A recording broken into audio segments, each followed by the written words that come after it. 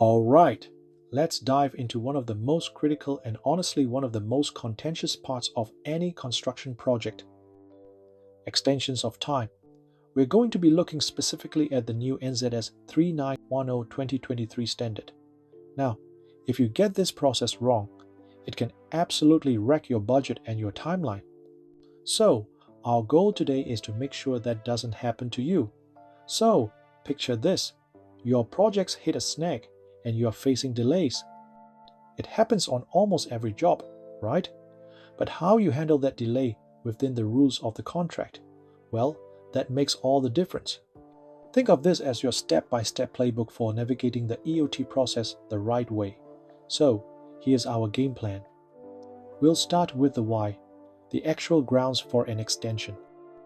Then, we'll walk through the process step by step: the contractor's all-important notice, the collaborative agreement path, and what happens when that fails, the decision path. Then we'll get to the money side of things, claiming costs, and wrap it all up with the key takeaways for 2023. Okay, first things first. You can't just claim an extension for any old delay. The contract is super specific about what counts as a valid reason. So, when can you actually make a claim? The whole basis for this is right there in clause 10.3.1. The standard sets this principle that an extension should be granted if the contractor is, and I'm quoting here, fairly entitled to one. From that core idea, the contract then spells out 7 very specific situations where that entitlement applies. And you can kind of group these 7 reasons into a few buckets. You've got your project changes, like variations. You've got those big external events you can't control, like freak weather or strikes. And then you have issues specific to the project, like damage to the works or a really important one, a default by the principal themselves. So, let's say you have one of those valid grounds. What's next? Well, the entire process kicks off with the contractor's notice.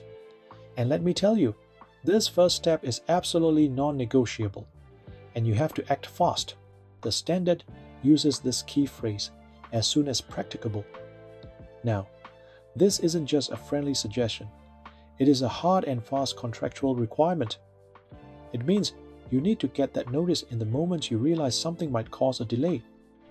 If you drag your feet on this, you could seriously jeopardize your entire claim down the line. And this notice is actually a 2-part deal. First, you've got the initial heads up under subclause A. That's just flagging that there's a situation.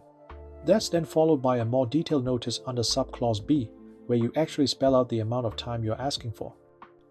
You can do these together or separately, but you have to do them.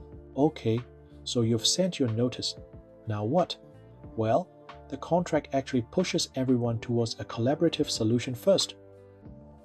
This is called the agreement path, and is designed to be the quickest, most efficient way to sort out an EOT claim. You can see this intent really clearly in clause 10.3.4. The standard basically says, look, as much as possible, the entitlement and the length of the extension should be worked out by agreement. It wants the contractor and the contract administrator to get in a room, talk it, and find some common ground. And when it works, the process is beautiful and simple. The contractor gives notice, the 2 parties discuss and negotiate, they shake hands on an agreement, and boom, the contract administrator issues a formal instruction within 10 working days to lock it in. That's the ideal scenario. But, you know, we don't always live in an ideal world. So, what happens if you just can't agree? If that collaboration breaks down, don't worry. The contract has a plan B, a more formal process for getting an impartial and binding decision. And this is where we hit a really crucial distinction, especially in the 2023 standard. We need to understand the difference between 2 key players, the contract administrator and the independent certifier. They have very separate jobs. The contract spells out this difference perfectly. The contract administrator acting for the principal is there to try and find an agreement. They are a negotiator. The independent certifier, on the other hand, must be impartial. Their job isn't to negotiate, it's to make a formal independent decision, One is about deal making, the other is about judging.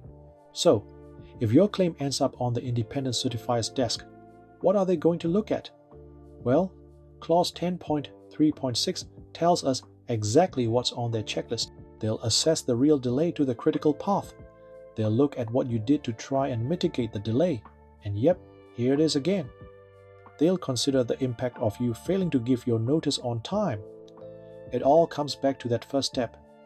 Alright, let's talk about the bit everyone really wants to know about the money. When you get an extension of time, does that mean you also get paid for all your time-related costs during that delay? The short answer: no, absolutely not. This is probably one of the biggest misunderstandings out there. But the NZS 3910/2023 standard is incredibly clear about when a delay is also a compensable event. And Clause 10.3.8 draws a very hard line in the sand. You are only entitled to get your time-related cost covered for delays that are caused by two specific things: variations and a default by the principal. That's it. For all those neutral events, bad weather, strikes, floods, you might get more time, but you will not get more money to cover your costs during that period. Okay, let's pull all of this together. What are the absolute must-remember points to protect your project schedule and your bottom line under this new standard? Here's your cheat sheet. Number 1, give notice early that as soon as practicable clause is everything, get on it. Number 2, try to agree. The collaborative path is built to be faster and less painful for everyone. Number 3, know who you're dealing with. The independent certifier is a referee, not a teammate. And number 4, know your costs. An EOT does not automatically equal a check. So, the final question really is for you and your team. Looking at these changes and the clarity that the 2023 standard brings, are your processes ready? Is your team equipped to handle this stuff effectively? Because in today's world, mastering this process isn't just a nice to have, it's absolutely essential for survival. If you find this episode useful, please remember to like, comment, and subscribe. Thank you so much for watching. See you next time. Bye.